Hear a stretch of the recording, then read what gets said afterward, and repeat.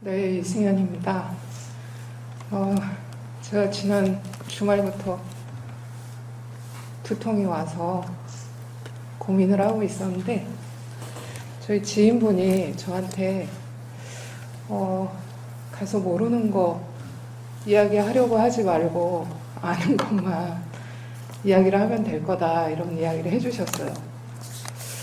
근데 제가 막상 이 고달사를 3차부터 10차까지 발굴조사를 했는데, 아마 제가 제일 설명하기 어려운 유적이기도 하고 제일 고민되는 유적이기도 한 것 같습니다. 명확하게 아는 거는 이 절터가 고달사라는 거랑 불대저가 놓여 있는 곳이 불전이라는 거, 그 두 가지만 저는 명확하다고 생각이 들고, 오늘 발표할 부분들은 그동안 이제 제가 고민했었던 것들, 그리고 앞서 원장님께서 이야기해 주신 것처럼 앞으로 어떤 과제가 있고 이제까지 고민했었던 것들 중에 어떤 좀 의문되는 부분들이 있는지에 대한 거를 소개하는 것으로 하도록 하겠습니다. 저희 머릿말은 거의 발굴조사 경과를 이야기하는 부분이 될 것 같습니다.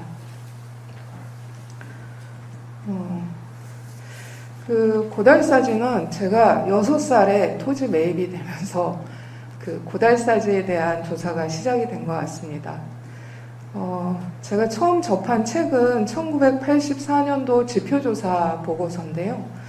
그 이후로 정비사업이 진행이 돼서 여러분들 알고 있는 부도들 주변, 그 다음에 불전, 이렇게 귀부, 그래서 석조물들 주변으로 정비가 이루어졌고, 그 이후에 이제 지금 보이시는 사진처럼 마을이 들어서 있었던 장소에 이제 건물들이 철거되면서 1998년부터 경기도박물관과 경기문화재연구원에서 조사가 진행이 됐습니다. 이 중에서도 1, 2차 발굴조사 지역이라고 되어 있는 부분이 어찌 보면 고달사지를 설명하기 가장 어렵다라는 부분 중에 하나일 수도 있는데요. 거의 사역의 절반 정도가 두 차례 첫 발굴조사 때 발굴이 진행이 됐고, 그때 이제 제가 참여를 하지 않다 보니까 그 자세한 내용을 알기가 어려웠습니다. 그리고 보고서를 보면 거기 기록되어 있는 내용들을 보면 그 부분이 이제 지금 사진으로 보기에는 되게 평화로워 보이지만 실제로는 상당한 교란이 있어서 안정된 층위에서 유물이 나온 것들도 많지 않고, 그러다 보니까 유구의 교란이나 이런 부분들, 그러니까 이 유구의 시기를 이렇게 규정하기 어렵다라는 부분들이 이제 보고서의 내용이었고, 그러다 보니까 이제 고달사지의 전체적인 창건에서부터 그 다음에 중심 영역에 대한 해석, 이 두 부분이 어렵게 됐습니다. 이어서 이야기를 드리도록 하겠습니다. 그래서 고달사지 발굴은 한 8년 정도 쭉 이어지다가 6년 정도는 멈추고 그 이후에 진행이 돼서 현재 조사할 수 있는 부분에 대한 조사는 마무리가 되었습니다. 절들마다 이제 정비를 하다 보면 전체 사역이 확인이 되었느냐, 조사가 다 되었느냐라는 질문을 가장 많이 하는데, 사실 한기훈 선생님이 말씀하신 것처럼 처음에 작은 규모의 절에서 위치를 이동해서 인근이나 좀 떨어진 곳에 확인되는 사례들도 있습니다. 하지만 고달사지 같은 경우에도 지금 조사가 되고 있는 추정 취암사지라는 곳, 그리고 현재 여러분들이 알고 계신 고달사지, 이 두 곳을 이야기할 수 있는데요. 우선 취암사지에 대한 부분을 차지로 하고 놓으면 현재 발굴조사된 범위 내가 현재 남아있는 고달사지의 전체 사역은 확인이 되었다고 생각이 듭니다. 제가 여러 자료들을 보다 보니까 이제 사실 18세기 말 기록에는 확실히 폐사되었다는 기록이 있고, 유물로도 확인이 되지 않는 것으로 볼 때 최근인 일제강점기 1912년에 그 지적도랑 토지조사부에 나와 있는 내용이 과연 얼마나 그 고달사와 연관성이 있을까라는 물음은 들었지만 좀 제 스스로 좀 여러 가지 이제 궁금한 마음에서 한번 들춰보게 됐습니다.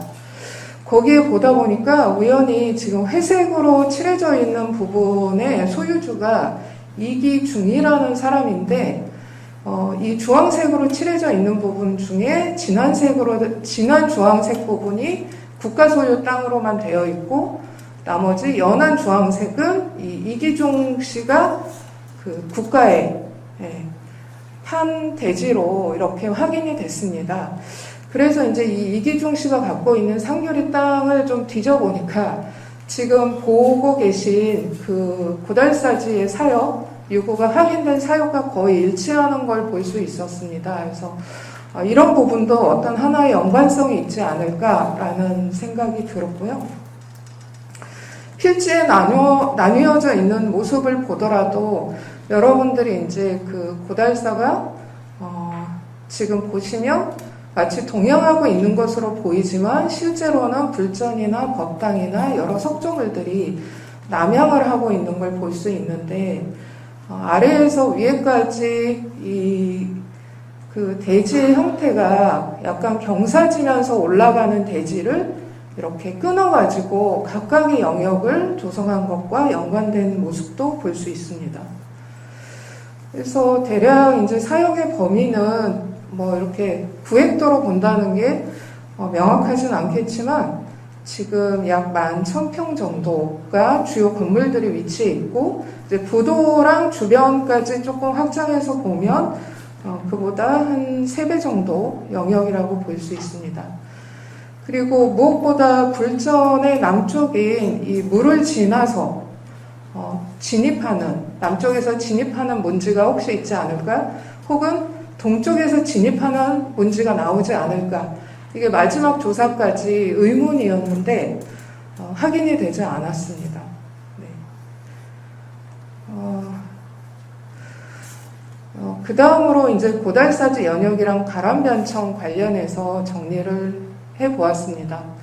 앞서 한기문 선생님께서 그 말씀을 해주셔서 자세한 내용들은 생략하기로 하고 이 4단계 6기라는 걸 어떻게 잡을 수 있었을까라는 부분을 간략하게 이야기를 드리면 사실 그 비문의 내용 혹은 다른 기록의 내용에 근거해서 큰 맥락에서 고달사의 창건과 개창과 중창, 폐사 이 시점을 크게 나누었고 그것과 연관해서 계산조와 문조로 계셨던 여러 스님들 그리고 그 기록 속에서 굉장히 번성했던 사세 그리고 유구와 함께 확인되는 토층이나 유물의 시기 이런 것들을 가지고 구분을 하게 되었습니다. 근데 제가 앞서도 고달사는 참 어렵다라고 이야기를 드린 게 여기 이제 그 지금 절터 발굴하신 선생님들도 여러분 와 계신데 뭐 고달사만의 문제 고민은 아닌 것 같습니다. 그러니까 기록으로 남아있는 번성한 시대와 육으로 확인되는 시대 이게 잘 겹쳐지지가 않아요. 기록은 초창이나 창건에 대한 기록이 남아있고 굉장히 사역이 넓게 확장이 된 것으로 이제 추정이 되는데 실제로 고달사 같은 경우에도 여기 보시면 3기 가람이라고 중간에 넣어놓은 10세기 후반에서 11세기에 해당되는 건물터들도 일부에 해당되고 실제 1, 2개 가람이라고 볼 수 있는 흔적들은 아주 적습니다. 그래서 여기 도면에서 보시면 그 아래쪽에 빨간색으로 이제 표시한 3개 지점이 있습니다. 전체 사역에서 생각보다 좀 하단이죠.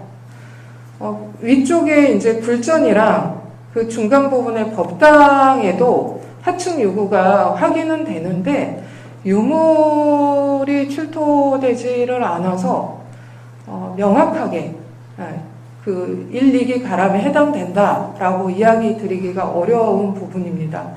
하지만 아래쪽에 이제 붉은색으로 표시되어 있는 3개 지점을 보면 지금 여기 사진에서도 보시다시피 우리들 눈에 익숙한 그 고달사 가람의 그 구지표보다 한 1m에서 2m 정도 하단에 그 선대 유구들이 확인이 되고 있고 거기에서 출토된 유물들을 보면 뭐 이남원톡이나 혹은 월주요 청자 옥한적 완이라든지 줄무늬 병이라든지 그 다음에 이제 불상 이런 것들이 좀 시기를 초창기 가람이랑 연관해서 볼 수 있는 유물들인데 불상 같은 경우에는 앞서 그 정은호 선생님께서 그 논거를 써주셨을 때 7세기 정도로 추정을 해주셨어요. 지금 빨간색으로 표시한 지점에서 아래로 한 1.5m 아래 부분에서 확인이 됐습니다.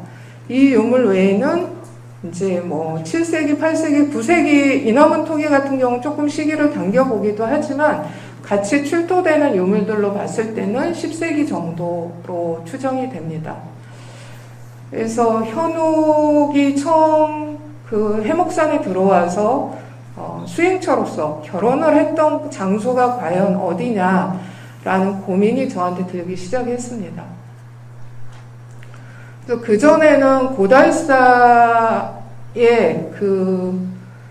고달사라는 절이 원래 있었고 그 절을 현옥이 개창을 했고 그게 뭐 폐사될 때까지 운영이 됐다라고 이렇게 생각을 하면서 계속 9세기 때의 유구가 왜 도대체 안 나올까, 나한테는 왜 불상이 안 나타날까, 뭐 이런 고민들을 하면서 조사를 했는데 이제 최근의 내용들이랑 제가 이제 조사를 하면서 선종사원 관련해서 상원이라고 하는 개념을 고민을 하게 되면서 그 현욱이 와서 처음에 머물렀던 그 초기 수행처는 저도 한기문 선생님 의견과 같이 그 취향사지일 가능성이 있지 않겠나라고 보고 대신에 약간 좀 차이점이 있다면 그때 당시에 이미 고달사라고 우리가 조사하는 지역 내에 고달사라는 절은 있었다. 고대 사원으로 있었다.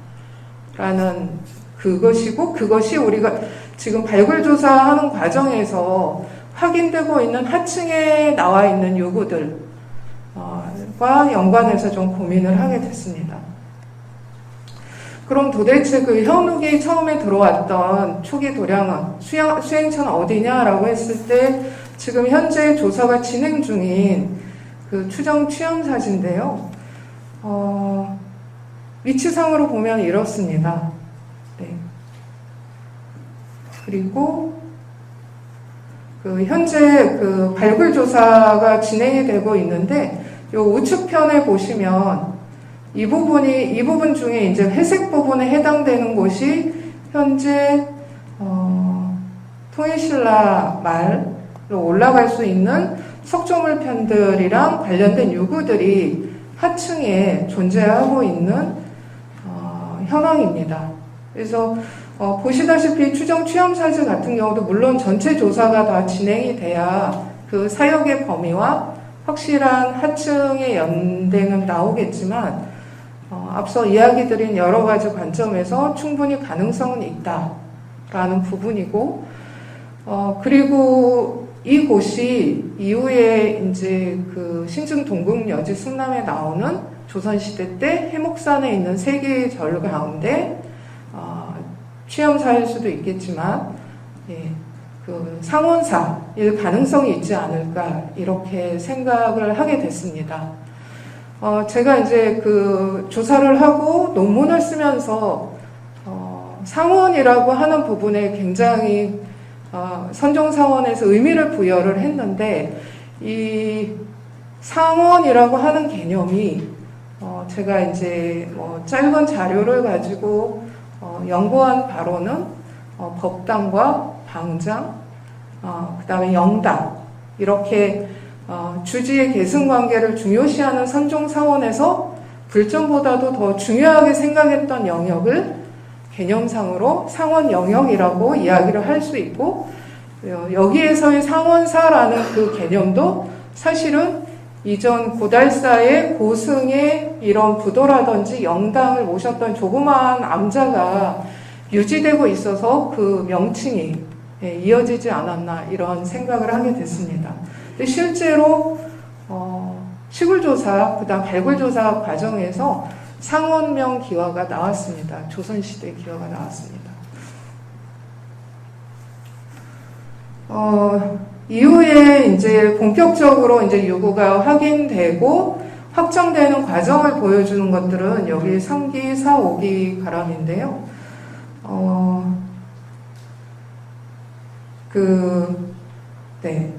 여기 고쳤군요. 다행이네요. 여기 보시면 지금 붉은색으로 표시한 남양안 주된 축과 그 경사진 지형을 따라서 확장되어 나오고 있는 파란색, 이 두 개의 축이 중첩되어 있고, 무엇보다 지금 여기 나다시 일건물지라고 되어 있는 가장 명확한 불전지 뒤로 굉장한 이 공허함이 남아 있습니다. 보통이라면 여기 문지가 있고 탑이 있고 불전이 있고 뭐 고대 가람이었다면 강당이 있고 뭐 주변에 회랑도 둘러줘야 하고 그리고 좀 확정되지 않을까 싶은데 이제 이러한 공백이 있다 보니까 그런 문제가 있고요. 제가 이제 그 고달사도 10차에 이르게 됐지만 이제 다른 절들도 1, 2차 하던 절들이 지금 뭐 6차, 7차, 10차 이렇게 누적돼서 조사된 절들이 굉장히 많습니다. 그 절들 중에 여러 가지 이 시대적인 상황이나 종풍이나 혹은 가람 배치상으로 유사하다고 보이는 부분은 이제 합천의 영암사지가 있겠고요. 요거는 저도 고달사가 앞서 현읍부터 해가지고 국사의 역할을 했던 고승들이 계속 있었기 때문에 다른 절보다는 뭔가 특별함이 있겠다라고 처음에는 생각을 했지만 막상 이제 뒤문을 이렇게 들춰서 보니까 실제로 이 90세기 때에 이제 선종사원이 만들어지는 그걸 보니까 대부분이 이제 기존의 절터 혹은 기존에 있던 건물 이것들을 이제 좀 고치면서 개창을 하는 그런 과정이 있고 그 다음에 왕실과 관련한 절들이 의외로 후적보다 더 많았다. 이 두 가지가 그 전에 알려진 거하고는 좀 다른 부분이었습니다. 이 중에서도 기존의 사원터에서 만들기 시작했다라는 게 우리나라의 고려시대 절터가 해석이 되지 않는 부분 중에 하나라고 저는 생각을 합니다.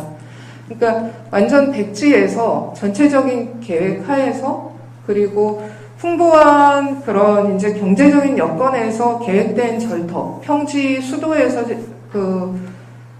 조성됐던 그런 절터랑 이런 산지에서 기존에 있던 절터를 수리해가면서 만들어가면서 확장되어가는 선종사원은 분명히 배경도 다르기 때문에 이 가람 배치를 해석하기가 굉장히 어렵다고 생각이 들었고요.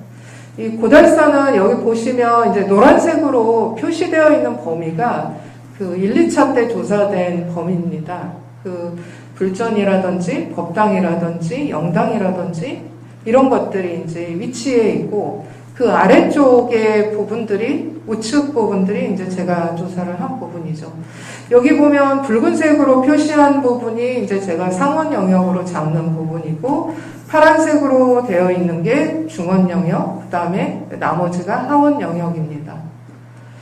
갑자기 이제 남종의 선종사원 배치도를 보여드리는 이유는 제가 이제 조사를 처음 시작할 때만 해도 선종사원 배치에 대한 개념이 없었어요. 선종사원에 대한 개념이 특별히 없었습니다. 다만 이제 이후에 이제 연구자들도 나오고 저도 이제 기록들을 보다 보니까 그 중국에 유학 갔다 온 스님들이 이제 그 선종사원을 개창하기 시작하는데 그 영향을 좀 받지 않았을까 이런 고민들을 공통적으로 다들 연구자들이 하게 된 거죠. 여기서 보이신 가장 큰 특징은 그 문 뒤로 불전, 법당, 방장이 위치하고 그 조사당이 이제 제가 이야기 드리는 상원 영역이라고 할 수 있는 상당부에 그리고 우리가 절이라고 하면 가장 중요하다고 보는 그 불전을 중심으로 해서 좌우에 고원이랑 승당이라고 하는 공간이 놓이게 됩니다.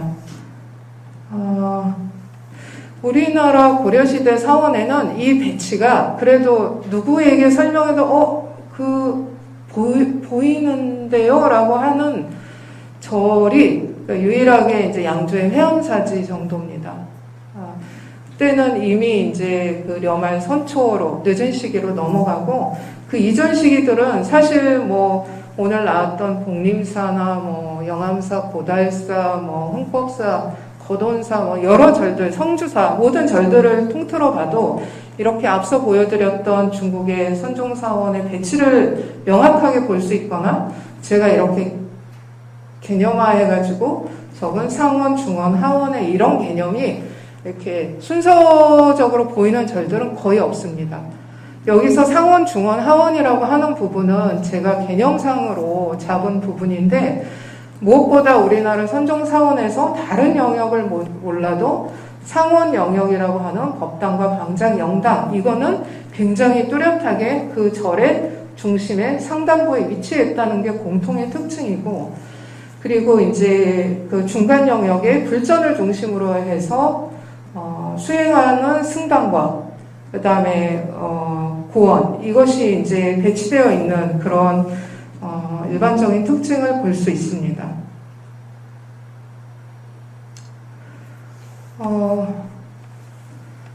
법당이 왜 중요하냐고 하면 이제 법당 같은 경우는 여러분들이 알고 있는 대웅전 개념이 아니라 강당 개념이라고 생각을 하시면 될 것 같습니다.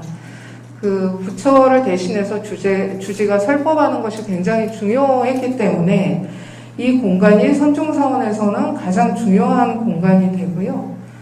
실제로 그 기존의 사원에 이제 그 선종사원이 개창되는 과정을 보면 이 아래 이전에 고대 가람에 있는 기다란 강당이 점차 이렇게 방형으로 바뀌게 되는 모습을 확인해 볼 수 있습니다. 그래서 뚜렷하게 알 수 있는 건 불천 하나다라고 했지만 거기에 하나를 더 얻는다면 저는 이제 법당을 이야기를 합니다.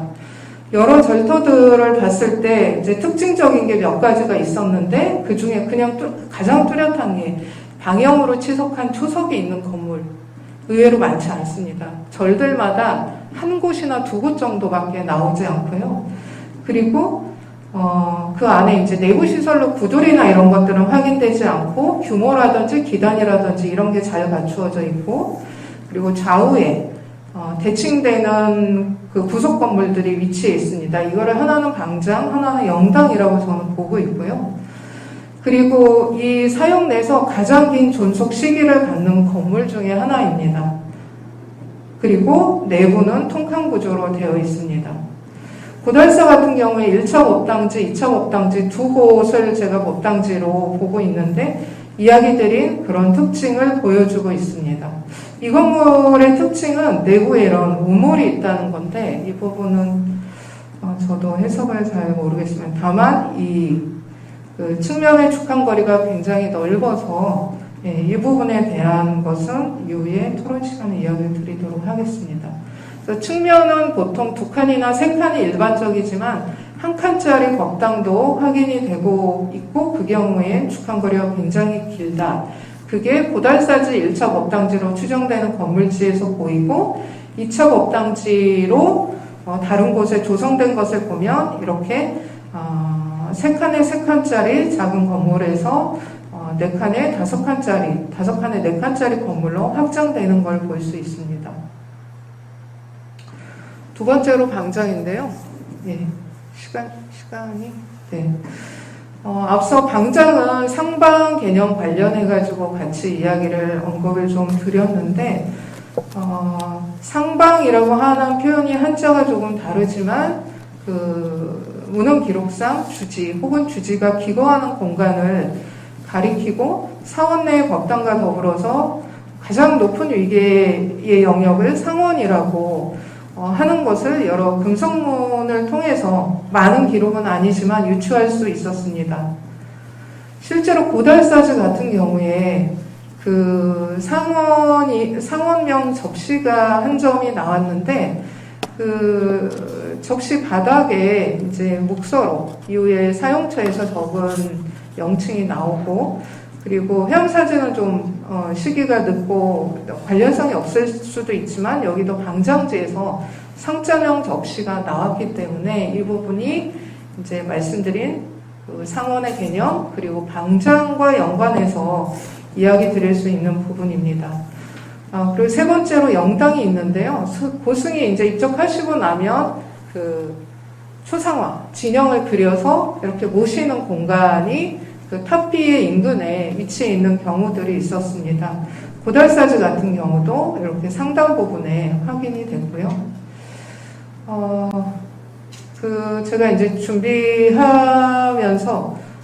막 비문의 내용들을 보다가 이걸 조금 정리를 해봤는데 이거는 네, 다음 발표에서 좀 더 익혀서 이야기를 드리도록 하겠습니다. 그 절터 내에 이제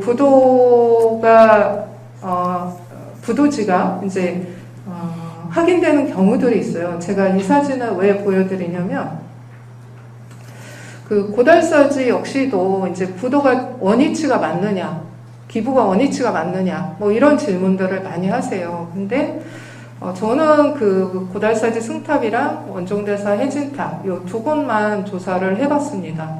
근데 좀 의문이 되는 거는 왜 하부의 적심이 안정적으로 이렇게 가득 넓게 깊게 되어 있지 않을까, 그 의문이 하나 있었고, 또 하나는 이 석조물을 해체해가지고 조사를 할 수 없기 때문에 아래 석관이 있는 것까지는 확인을 못했습니다. 근데 지금 그 고달사지 승탑을 보시면 아시겠지만 바깥쪽으로 이렇게 돌아가는 지대석이 보통 수리를 하면 이 부분만 계속 이렇게 이완된 걸 다시 뭐 이렇게 맞추는 정도고, 바닥을 보시면 아시겠지만 거의 풍화 안반층까지 이제 주변을 다 확인한 상태입니다. 그래서 굉장히 이제 지반이 견고한 곳 같은 경우에는 적심을 깊이 하지 않았을 가능성도 있겠다. 그리고 조사 결과 승탑까지 바로 인접해서 조사까지 못했지만 조사한 결과로 봤을 때는 원위치가 맞겠다라는 이제 추정을 하게 됐습니다. 그리고 밑에 원종대사탑 같은 경우에 이렇게 적심이 있죠. 근데 여기 광양 옥룡사지 부도전지 같은 경우도 보시면 아래 석관이 확인이 된 부분도 의외로 적심이 이렇게 많이 갖추어져 있지 않은 것을 볼 수 있었습니다. 그래서 원위치의 가능성이 있다. 물론 앞서 이야기드린 1983년도, 1990년대 정비되면서 이제 주변에 여러 성물들, 의문시됐던 성물들을 이렇게 정비하는 과정에서 옮겨온 걸 알 수 있는데요. 원종대사탑 같은 경우는 이런 봉업사지나 이런 데서도 나왔던 낙후술이 요 주변에서 수습이 됐습니다.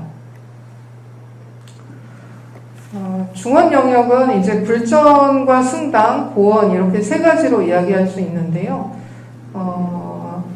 이 중에 이제 제일 낯선 이름이 고원일 텐데, 고원은 음식을 조리하거나 조리하는 공간이기도 하고 창고로 쓰기도 하고 그 인접한 곳에 혹은 일부 시를 그 요사로 사용하기도 하는 복합 건축군입니다. 그리고 승당은 법당만큼이나 중요한 집단으로 스님들이 좌선 정진하면서 공양하는 곳이죠.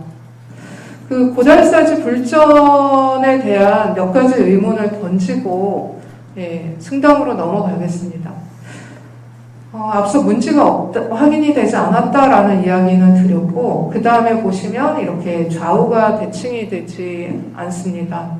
예전에 제가 이 부분을 담장으로 해석을 했었는데, 그 이후에 이제 건물지의 기단도 담장지처럼 이렇게 조성하는 경우들이 확인이 돼서 잘못된 해석이었다라는 걸 이야기를 드리고, 또한 이쪽, 가운데에 있는 담장지 역시도 고도로 해석하는 게 맞다는 판단이 듭니다. 그래서 불전 같은 경우도 뭐 좌우에 회랑이 확인되는 부분도 아니고, 한쪽은 이런 행각 같은 건물, 한쪽은 비대칭한 담장지, 문지는 없고, 탑지도 그 적심이 명확하지 않고 탑재 편이 이렇게 지금 딱 보여드릴 사진이 없어요. 그래서 저도 이게 탑재인가? 라고 이제 조사했을 때 바깥쪽에 빼놨던 석재편을 본 기억은 있는데 사진을 찍어놓지 않아서 지금에 와서 그게 맞는지 고민이 많이 들었습니다. 그래서 선종사원에는 탑이 없는 경우들도 제법 있습니다. 그래서 고달사에 과연 탑이 있었느냐 없었느냐는 고대가람을 해석하는 것과도 연관되기 때문에 고민이 많이 됐는데 또 자료를 막 보다 보니까 그 인근의 그 상반하원 석실묘 보고서가 1984년도에 나온 거를 보다 보니까 고달사지 그 승탑 아래에 4층 석탑이라고 하는 기록이 이게 이제 지형도에 있었습니다. 근데 보시면 아시겠지만 이렇게 뭔가 이렇게 옮기면서 오타들이 난 것 같아요. 부도를 이렇게 정서라고 이렇게 비슷한 글씨로 옮겨 쓴 것 같은데 이 기록으로는 과연 4층 석탑이 있었겠는가라는 의문이 듭니다. 제가 이제 그 사진들을 보다가 요 탑재편을 보고 이게 바로 그 탑재편인가? 근데 왜 도대체 위에까지 가지고 올라갔지? 부도 옆에 왜 있지? 이런 고민을 했는데 그 일제강점기 유리왕판 사진 중에 보니까 이 사진 같은 경우는 상태가 안 좋은데도 제가 실은 이유는 이 옥계석의 편이라는 거를 확인할 수가 있었습니다. 그래서 이 석탑의 존재는 좀 더 고민을 해봐야 될 것 같습니다. 앞서서 그 중요한 불전의 시기가 언제다라고 명확하게 이야기할 수 있는 안정된 층의 유물이 거의 없다라는 게 이제 보고서의 내용이었다 보니까 그러면 건물의 죽한거리 영조척으로 이 건물의 시기를 혹시 알 수 있지 않을까라는 고민을 하게 돼서 여러 선생님들이 연구하셨던 영조척과 관련된 것들을 시대별로 막 이렇게 고민을 해서 이제 불전지랑 법당지 두 곳에 적용을 해보고 우측에는 이제 제가 가장 그 0점에 가까운 오차범위 분포도라는 거를 막 개발을 해가지고 이렇게 나열을 막 해봤어요. 가장 중심에 보이고 가장 오차범위가 적은 거. 이렇게 하고 보니 이 두 가지 결과가 일치하는 거는 그 불전지 같은 경우에는 당척으로 볼 수 있고 당척이 가장 가깝겠다. 그러면 토요신라 말로 봐도 되겠네. 네. 이렇게 해서 이제 제가 그 가람 변천도에 2기, 3기 이렇게 걸쳐놓은 이유는 이런 자료들이 바탕이 되었다라는 거를 말씀을 드리고요. 이 당시에 이제 여러 토에서 나왔던 불전들, 그 다음에 늦은 시기지만 현재 남아있는 고려시대 건물들, 그 속에서 이제 그 고달사지 불전 이렇게 비교를 해보는 작업들도 했습니다. 다만 요 시기 때, 이런 시기 때 건물이 현재 남아있지 않다라는 부분들이 이제 한계라고 볼 수 있고요. 승당이라고 하면 앞서 이야기 드렸던 그 좌선하는 공간이면서 동양하는 공간인데 고달사지의 가장 큰 특징 중에 하나가 이렇게 굉장히 장대한 승당이 두 개가 나란히 있습니다. 그래서 절타에 오신 분들은 사실 고달사가 잘 알려지지 않은 절이면서도 아는 분들은 되게 유명한 절인데 이렇게 전면부에 내가 걸어 들어가는 입구에 이렇게 큰 건물들이 놓여 있었던 그런 절이었구나라고 상상하기 쉽지 않을 거예요. 다만 이 부분을 승당으로 이제 추정을 하지만 내부에 어떤 시설이 확인되지 않았기 때문에 좀 더 다양한 해석을 하기는 어렵고요. 다만 많은 그 선승들이 집단으로 모여서 그래서 수행하기 좋은 공간으로 이곳을 추정을 하게 됐습니다. 그리고 여기에서 그 야견이 확인이 돼서 이 부분에 대한 그 주목도 하게 됐고요. 다른 절들 같은 경우에는 좀 시기가 조선시대로 넘어가긴 하지만 승당 같은 경우에 이런 구들들이 좀 보이는데 특징적인 고달산은 구들이 또 많지가 않아요. 네, 그런 부분들이 있고, 네, 다른 절들의 예도 이제 승당 같은 경우에 그런 모습을 볼 수 있습니다. 그리고 그 고원이라고 아까 이야기 드린 부분은 명칭으로만은 잘 몰랐어요. 근데 지금 저희가 추정하는 것은 앞에 이야기 드린 여러 가지 역직들의 묘사, 머무는 곳, 그 다음에 이런 창고, 지금 동그랗게 보이는 부분들이 이제 항아리 같은 것들을 이렇게 맨 앞에 뒀던 그런 공간들이거든요. 그리고 이제 그 음식을 조리할 수 있는 아궁이. 고달사지 같은 경우도 네, 이렇게 확인이 됐습니다. 네. 요게 이제 1, 2차 조사 때 확인이 됐던 부분이고요. 그 다음에 이제 누각도 사실 들어가면서 잘 보이지는 않는데, 보시면 여러 축대 중에 앞쪽에 이렇게 되게 큰 초석으로 전면에 누각이 설치되어 있습니다. 그리고 하원은 묘사와 이렇게 기타의 생활 영역들이 구성되어 있는데, 그 건물들 중에 이제 가다시 사후 건물츠 같은 경우에는 건물 내부에 석조가 있고, 그 다음에 좌우에 구들이 있고, 한쪽 칸에는 이렇게 마루 판방으로 돼서 굉장히 많은 유물들이 출토가 돼서 주거와 욕실이 결합된 건물로 추정을 하게 됐습니다. 그리고 이 하원 영역에 보면 이제 용도에 대한 부분들은 이후에 이제 선생님들이 좀 더 토론을 해주실 것 같은데, 이 대형의 항아리들, 대형의 호들이 이렇게 실제 거의 기단 이렇게 땅에 묻힌 거죠. 묻힌 상태로 확인이 된 것들을 볼 수 있고, 다만 보면서 조금 의문이 들었던 게 건물 내에도 있지만 건물 밖인 기단 상면에 이렇게 묻고 사용하던 경우도 있지 않을까라는 고민을 하게 됐습니다. 예, 마지막으로 이제 기타 영역들은 요 고달사지 전체 영역에서 저희가 보통 들어가면 이쪽에서 이렇게 들어가거든요.